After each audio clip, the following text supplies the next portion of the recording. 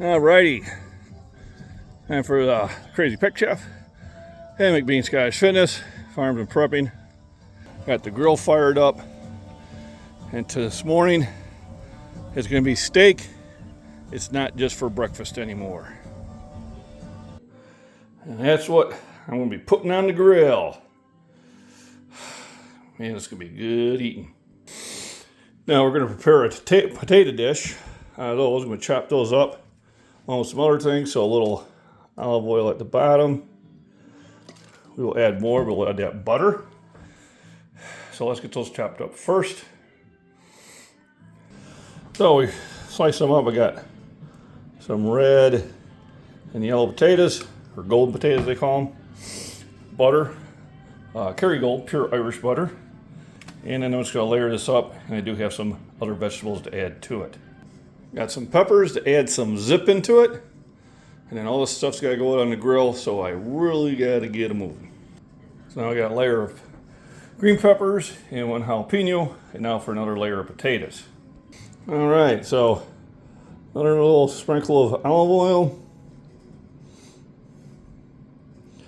And between the olive oil and the butter, hopefully nothing will burn.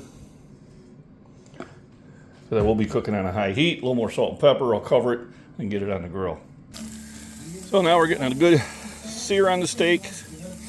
I get both sides seared, and then we will swap positions.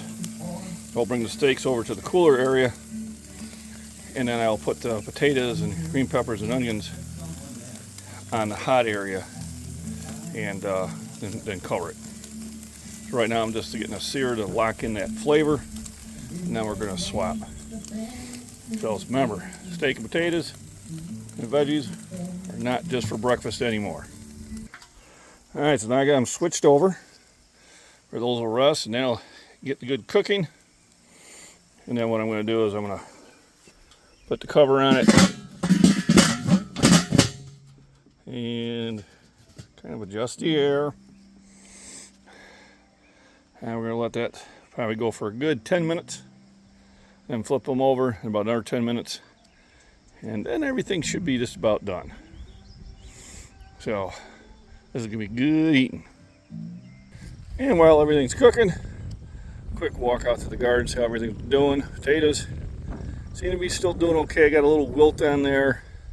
I don't know if maybe I'm overwatering them, underwatering, who knows. Peppers are doing really well. These are the ones I dug up from last year and kept alive. So they are producing, even though they're small. So I'll probably lay off the water for these a little bit, because I know I got them plenty of water yesterday. And that's the one that's still trying to survive. And I got my tomato plants over here. And I planted lettuce amongst it underneath it. Same thing with the pepper plants here. And then 2 sunflower plants that came up from last year, another tomato plant, onions, carrot, and cilantro that came up from last year. Now let's go back to the grill. So let's see how everything's cooking. So the steaks seem to be doing really well. And I'm sure I'm getting plenty of heat there.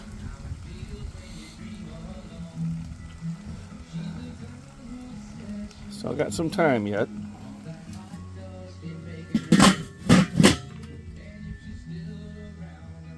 I'll take a walk out to the pond. I got my chopping block there. And that's the pond up there. I've been putting a lot of branches there for habitat. And we did do some major dirt moving this on Saturday. And I expanded my pew-pew range. That's what we do out here on the farm. So here's the pond. I don't know if the turtle's going to be out or not, but a lot of stuff there. A lot of activity on the surface.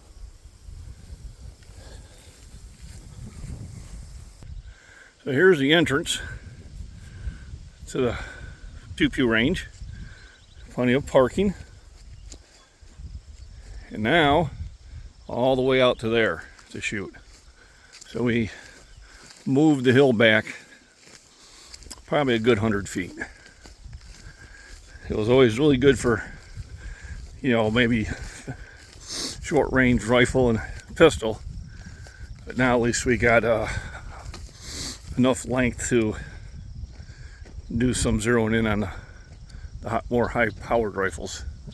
So we did this all day Saturday, and we'll probably come out in a couple weeks and re-add to it. I still have plenty of dirt to throw in there, but for right now it's doing what we need it to do. And look, I found some brass. The brass I pick up, the steel ammo I do not. So we were shooting 9 and 45, and that's what I found.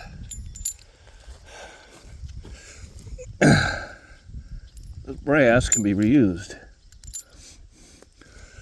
for about 3 or 4 times.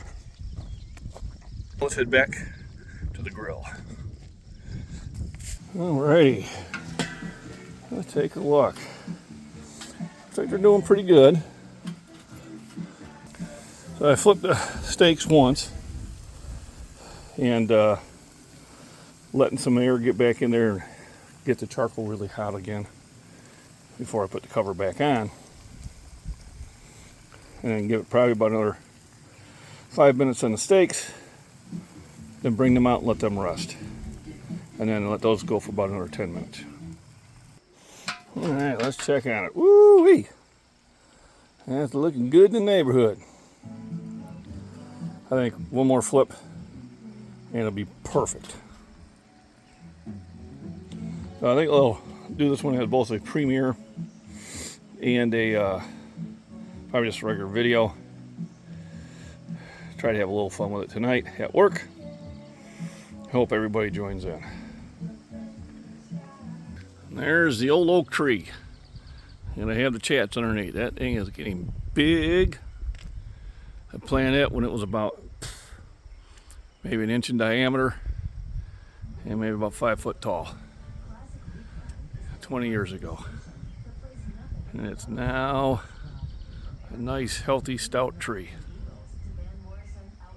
Then we got the cactus that the wife had planted as big as my pinky in her classroom 20 years ago. And finally we had to bring it home, and it's broke off twice. So first time it got about 5 foot tall, and it broke down to kind of where you see it. And then it got big again, and I had to cut it down again. So this is the 3rd resurrection on it, and I'm probably gonna have to find a bigger pot for it. Alrighty, so I'm gonna call the steaks done. I'm gonna leave the potatoes on there for a little bit longer while the steaks are resting in the house. And then it'll be time to eat. It is looking good. So we're going to open it up and peek a little bit. And I'm thinking it's really close, but I'm going to give it a few more minutes. So I'll cover it up about 10 more minutes, and this should be just about perfect. But while we're waiting for the potatoes to finish up, so all those cedars I dug up from my parents' house. They're probably about 6-8 inches tall. And now we got them springing up all over, which is what I wanted to happen. I do have other volunteer trees. Those there, I'm gonna, not that one, that's a good tree, but those and the ones in front have really, really, really long thorns, so I'll chop them down. I don't want them to grow. They get huge, but they're not the type of trees I want in the property. Now let's go look at some other ones I brought from other places. This is a blue spruce I dug up from my parents' house. It was maybe 6 inches tall, and it's slowly but surely trying to grow into a tree. I have to kind of keep things around it to keep the deer from tearing it up. And these maples I dug up, they're maybe about 1 foot tall and brought out here. That bur oak at the end, which I keep hitting with a disc. There's another white oak and a pin oak behind it, black oak there. Almost all these trees I have planted. These two nice big pine trees I dug up from Traverse City, Michigan at my grandma's place. And this one here that's surviving, I pulled out of the ground in West Virginia at my buddy's place. Now let's go check on the food. Alright, so the steaks are nice and rusted.